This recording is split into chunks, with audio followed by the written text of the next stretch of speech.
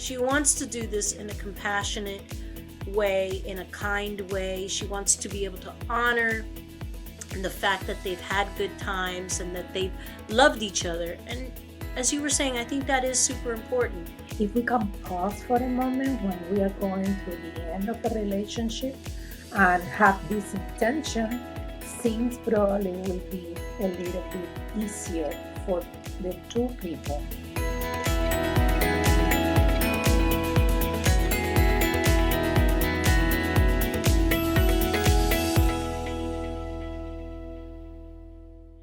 Hi there. Hi, Mari. Welcome back to Letters to My Therapist. Hi, Gilza. Hi, everybody. We are happy to be here.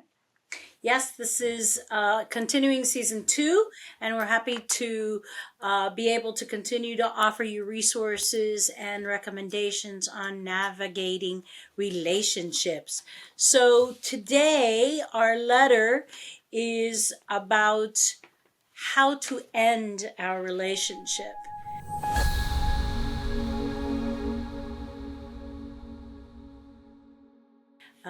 This one, very often people don't ask information about, it just kind of happens. And so we were glad to hear that somebody wanted to be able to do this in a little bit of a different way. So our writer says, "Dear therapist, I'm writing to you because I've reached a point where I believe it might be best to end my relationship, but I'm struggling with how to approach it in a way that's respectful to both my partner and me. We have been together for 5 years, and while I have tried to work through our communication issues, I no longer feel that this relationship is right for me. I've experienced feelings of disconnect, dissatisfaction, and even emotional exhaustion, and I believe it's time to move on. However, I'm feeling anxious about how to have this conversation and how to navigate the aftermath in a way that minimizes hurt for both of us." Let me just pause there in the middle of here of her letter. Any thoughts so far, Mari? Well, I really love that this person is taking the time to think about it before doing it, Mm-hmm. and he has an intention to end the relationship in a way that is respectful Mm-hmm. and is considerate of the two of them. So I think there is a level of consciousness there for this process that unfortunately a lot of the times we see people when things are already happen, Right. and a lot of the times people are so upset or so hurt that really there is not much consideration of doing this in a way that will be respectful and careful. So I just want to celebrate that. I want to emphasize that if we can pause for a moment when we are going through the end of a relationship and have this intention, things probably will be a little bit easier for the two people. Right. In the long So run. In the long run, mhm. right? Okay. So she continues to say, "I know we used to love each other, and I think he still has strong feelings for me. But we have had so many conflicts and have discussions so often, even for the most simple things, that I'm no longer interested in trying to fix it. I feel hopeless. So I'd really appreciate your advice on how to end a relationship in a compassionate but firm way." Compassionate but firm. "I'm also concerned about how to cope with the emotions that follow a breakup and how to focus on my own healing. Thanks for your support." So, what are we thinking here, Madi? I mean, like you said, she wants to do this in a compassionate way, in a kind way. She wants to be able to honor the fact that they've had good times and that they've loved each other. And as you were saying, I think that is super important to really, not to really honor all that you have had, even if things have changed now, right? Yes, exactly. So what we call honor the connection. So even though the relationship is in an ending stage, it's important that just keep in mind that there were good times, that this person seems here it's not an issue of abuse, doesn't seem like has been like a betrayal, has Mm-hmm. seems like they grow out of love, and mostly it's her that she said that she doesn't feel like that she has the energy, she doesn't have the intention to fix, because probably they have been having a lot of conflicts Mm-hmm. maintained that got to the point that probably the feelings and the emotions and the love Mm-hmm. probably is not there any longer. Right. But still, it's important to remember that they had good experience Right. together. And where do we put our attention? That's important. If Mm-hmm. we approach the end of the relationship just looking for everything that is going wrong, you're going to find a lot of that. Right. Right. So I just want to emphasize that probably that will be helpful. That she kind of like remember, or they kind of like remember somehow who they were for each other. Now, also validate that sometimes relationships end, And and when the positive is less than the negative, maybe the solution will right. be, then the way that she had considered, that will be just to end the relationship. So that will give opportunities for herself, but also will be opportunities for Right. the other But also for person the to partner. Right. start another stage of his life. Right. Yeah. So really trusting her instincts, right? Really, um, many times, and particularly as women, we stay in relationships longer than we should, right? Mhm. Because we're afraid to hurt somebody's feelings, or we don't know how to say it, or what will other people say, or the pressures from, again, external pressures. And I think it sounds like she's pretty clear that her insides have shifted, have changed. And so I think that's really important, how we as women can trust our own voice to do things, even the hard things, even the things that are not pleasant, to be able to do them. So what recommendations can we give her, Yeah, them? yeah, to be at peace with that decision, I think will be important that she explore her own values, Mhm. and she sees somehow if there is any value that is creating some sort of conflict with her decision that Mhm. maybe could be blind. Sometimes the values Right. are blindsiding us Mhm. and staying in situations that we don't want to stay. Mhm. Seems like in her case, she has a lot of clarity, Mhm. but this would be a recommendation in general for Right. anybody that is considering that the relationship probably has to end. Sometimes we have these ideas that we have to stay together forever, like it's Right. mom, dad, and the baby, that we have to stay, in our family, nobody divorced. So that Right. will A be bunch like an of belief important, systems, right? Mm-hmm. yeah, some self exploration in beliefs. Now, another recommendation would be like be gentle to yourself, be compassionate to yourself in this process. We know it's difficult, and especially if you are the one that is kind of like leading this process of ending, and you see that the other person is suffering more. Sometimes the guilt can show up, and you can feel like you doing it to them. Right. So it is important that you try not to go there, take care of yourself, be gentle with you, and just do the basic so you can heal also from the process. Eat well, rest, sleep, exercise. Those are the Basics. things that Right. we always talk about. The basics for yourself. So, in having that conversation with her partner per se, what would be some of the things, as you mentioned before, to really just be, mindful, and honor the good times and what has been, there. Do we have any other tips for her in how to have this conversation with her partner? Yeah, so has been recently in this movement of conscious uncoupling is Mm-hmm. when we, uh, at the end of a relationship, you treat the other person respectfully and you consider the other person and you don't hurt each other Mm-hmm.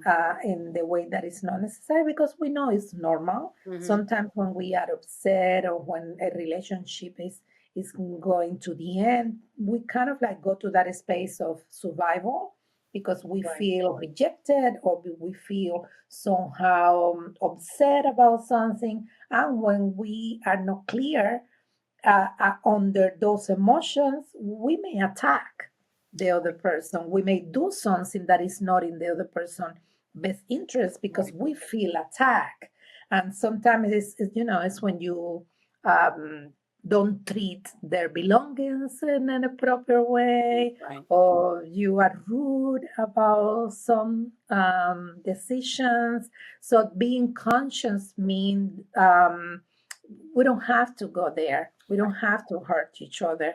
We Mm-hmm. we can be respectful. We can be considerate. You Right. don't have to add to this process. Um, So the difficulty of the process itself. yeah, the difficulty Right. of the So process. I think Now, part of what I'm hearing you say is that we do have to make some agreements around this, though, right? Like we want to consciously be able to say, okay, this is something that no longer works for me, and I have to be able to move from this space and then be able to make some, more concrete agreements on how that would happen. Because especially if you want to end this, but the other person doesn't or isn't ready to, right? yeah, and there are things that can complicate. Like we don't know if there are properties, if there are things that you have to divide. Right. You have some agreements, and one thing that we recommend if the situation is peaceful is honor your agreements. So sometimes that will make things a little bit easier. Like Right. when we don't really take advantage. Right. One person doesn't take advantage of the other. um, One, I think the agreements have to be concrete because sometimes we kind of leave it open and we leave it Right. in the air. And Hmm. unfortunately, then you have to have the unpleasant conversation again Yeah. Right. because there is no clarity when, Exactly. That's how. what I'm saying. The concrete the agreement has to be that how we approach it, creating the time and the space again. Hey, we need to have a conversation, as well as, okay, so what's going to happen? Who's going to go? How are things going to be, disentangled? Having some clarity. It doesn't necessarily mean the other person's going to agree with you, but Mhm. to be able to say this is what is going to happen next is going to Yeah. be, important. Of course, in here, Mari, we haven't talked about whether there's any safety concerns, because that would be a whole other conversation. Yeah. If there's any concerns about safety or about being able to have this conversation in a safe way, that's really a different conversation. That's a whole other episode, right? Yeah. Of being able to end a relationship where there is either significant conflict and or abuse. In this case, we're talking about people who, or one part of the relationship that recognizes that this is no longer working for them and that we need to be able to disentangle. And so, right, overall, we're suggesting kind, honest, No blaming. vulnerable, conversations where you stay consistent in your message, right? You take responsibility of your part because that's important too. Right.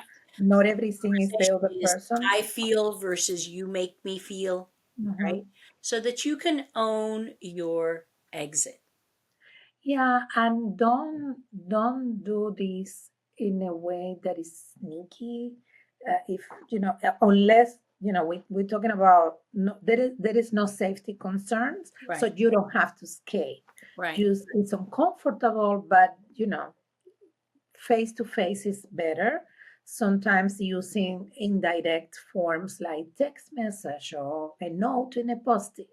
So those not necessarily contribute to keep the good dynamic Mm-hmm. for the ending. So whenever it's possible, make sure that you honor that moment and you speak to the person face to face and you take responsibility also, like what is your part Right. in What has that, so you changed? can learn from the Right. process. What has changed for you, and be okay with that, right? This Mhm. is always a difficult part. This is part of why we want to be able to offer this podcast, because ending a relationship is a very difficult stage in a relationship, and we don't have all of those great endorphins, right, that are happening when we're getting into a new relationship. Mhm. So this is a really challenging time, and there is going to be a bunch of different feelings happening. If this is something that you feel you need more guidance in, remember that Maria and I always encourage professional help is available. Seek it out, because how to have a conversation with somebody that has been important to you is really important. The how we do something sometimes is as important or more important than the words that we, you know, uh, have or that we use. So, Yeah. right? And even if you are the one that want to end the relationship, because one of the things that she said in the letter is that she knows it's gonna be emotions Hmm. after the breakup, Right. and she's not sure if she's gonna be able to deal with those emotions and how she's gonna heal. So that is also something that sometimes make people delay the Absolutely. process and stay too long because they are concerned that the aftermath is going to be even worse Absolutely. than whatever they are experiencing. So we want to validate that that's a process, that happened, that you're going to go through a period of grieving, but in that crisis there is also an opportunity for you to rediscover yourself, Hmm. for you to grow, and for you to come to another relationship in the future where you may be happier if you are able to do your personal work through this process of discomfort. Absolutely. Absolutely. With an ending, there's always the possibility for a new beginning. So I hope that we've offered you enough recommendations, enough pathways here to be able to think about, and to really reflect on your piece and how to move forward from this situation. We thank you all for joining us, and we really hope to see you on our next episode. Our next episode is going to be really about managing a family, extended family relationships. So Mhm. we hope you will join us and continue to find us right on Spotify and YouTube, and send us your letters. Yes, send us your letters to letters-to-my-therapist.com. In that page, there is a space where you can enter. You can write your letter confidentially, and we will be here ready to analyze the letters and give you our recommendations. Thank you so much for trusting us. Thank you, Mari. Until next time. Until next time, bye everybody.